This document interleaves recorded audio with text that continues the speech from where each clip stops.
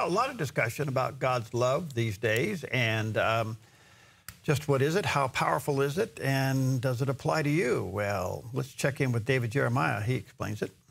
God did not love us because he saw something in us that would benefit him.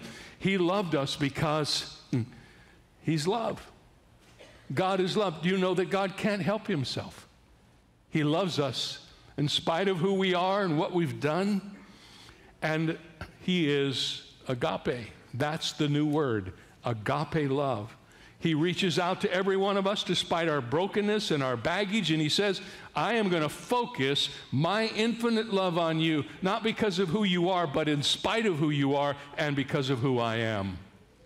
And he expects nothing from us except to love him in return. Why does God love you? Not because you're bigger or better than anyone else, but simply because he loves you. He loves you because he loves you.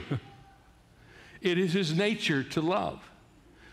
And in this study of the nature of God, I've saved this one to last because I think it's the best. It's the best news in all the world. To be painfully honest with you, when I think of God's holiness, it kind of scares me. And I'm really thankful that he's holy, and I know this universe would be a real mess if he weren't. But the blinding purity of God's holiness overwhelms my imagination. And when it comes to God's mercy, sometimes I just want to cry when I think about it. His faithfulness encourages me, makes me want to look about everywhere in the Bible for all of the promises of his faithfulness.